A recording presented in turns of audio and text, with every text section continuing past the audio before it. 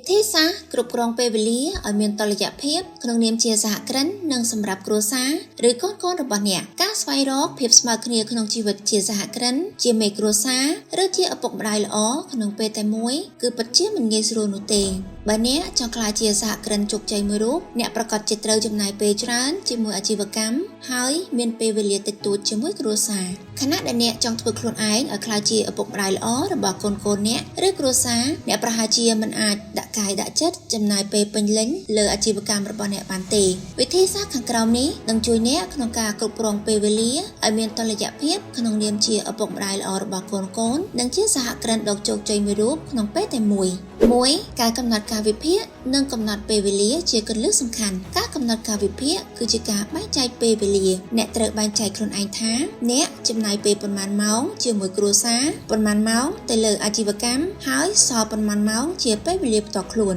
ពេលអ្នកបែងចែកច្បាស់លាស់អ្នកនឹងមិនមានបញ្ហាក្នុងទំនាក់ទំនងទាំងក្នុងគ្រួសារនិងអាជីវកម្មរបស់អ្នកឡើយ2ដឹងច្បាស់ពីអ្វីដែលត្រូវលះបង់អ្នកត្រូវដឹងថាអ្វីដែលអ្នកត្រូវលះបង់ពិសេសដើម្បីគ្រួសារអ្នកដឹងថាខ្លួនអ្នកជាមនុស្សស្រឡាញ់ការងារស្រឡាញ់អាជីវកម្មរបស់អ្នកតែអ្នកក៏ត្រូវលះបង់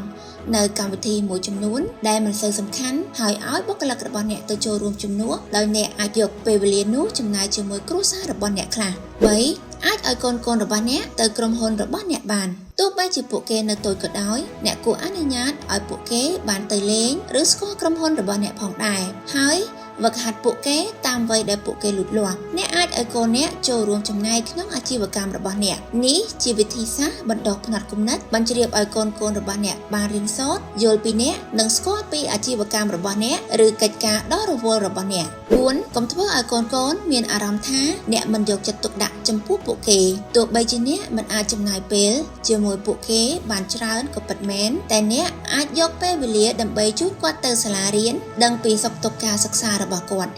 នោះជាអ្វីដែលកូនរបស់អ្នកចង់បានបំផុត5គិតគូរពីសុខភាពរបស់អ្នកជាចម្បងនេះអាចនិយាយបានថាជាការចំណាយពេលសម្រាប់ខ្លួនឯងតែអ្នកដឹងទេថាការថែរក្សាសុខភាពជារឿងមួយសំខាន់បំផុតពេលអ្នកមានសុខភាពល្អគ្រួសារអ្នកក៏មានក្តីសុខឯអាជីវកម្មរបស់អ្នកក៏នឹងមាននិរន្តរភាពផងដែរ6ការផ្ទេរអំណាចបើអ្នកមិនចង់ឲ្យអាជីវកម្មរបស់អ្នកក្លាយទៅជាអាវុធសម្រាប់អ្នកទេអ្នកគួរតែចេះផ្ទេរអំណាចនៃការគ្រប់គ្រងទៅដល់បុគ្គលិករបស់អ្នកខ្លះធ្វើបែបនេះអ្នកនឹងក្លាយជាមនុស្សម្នាក់ដែលទទួលបានការគោរពនិងផ្ដល់លទ្ធភាពឲ្យបុគ្គលិកមានការអភិវឌ្ឍខ្លួនបានយ៉ាងប្រសើរ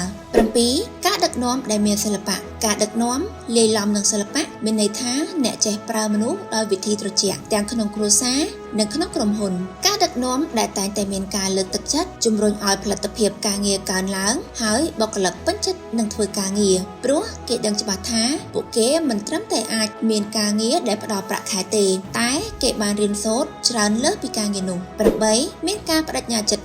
100% មនុស្សយើងធ្វើអ្វីមួយសំខាន់លើការបដិញ្ញាចិត្តទោះបីជាលំបាកយ៉ាងណាក៏យើងអាចជំនះវាបានដោយសារចិត្តយើងចង់និងសេចក្តីស្រឡាញ់9ភ្ជាប់ទំនាក់ទំនងតាមប្រព័ន្ធអ៊ីនធឺណិតសម័យបច្ចេកវិទ្យាទោះជាកាយឆ្ងាយក៏មិនអាចផ្ដាច់ទំនាក់ទំនងរបស់អ្នកបានដែរអ្នកអាចរក្សាទំនាក់ទំនងជាមួយគ្រួសារអ្នកបាននៅពេលអ្នកនៅក្រុមហ៊ុនហើយអ្នកក៏អាចផ្សារភ្ជាប់ទំនាក់ទំនងជាមួយបុគ្គលិក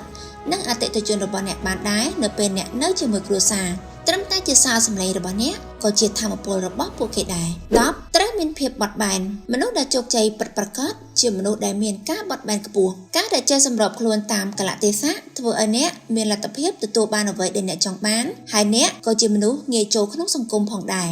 11ភាពស្មុគស្មាញជាប្រយោជន៍មនុស្សម្នាក់អ្នកណាក៏មានឧបសគ្គនិងមានភាពស្មុគស្មាញដែរតែអ្នកត្រូវយកបញ្ហាទាំងនោះមកធ្វើជាប្រយោជន៍សម្រាប់ខ្លួនឯងនិងអាជីវកម្មអ្នកអាចគិតថាវាជាបទពិសោធន៍សម្រាប់ជីវិតសូមជួយចុច like share page channel របស់យើងខ្ញុំដើម្បីទទួលបានខ្លឹមសារអប់រំល្អៗបន្ថែមទៀត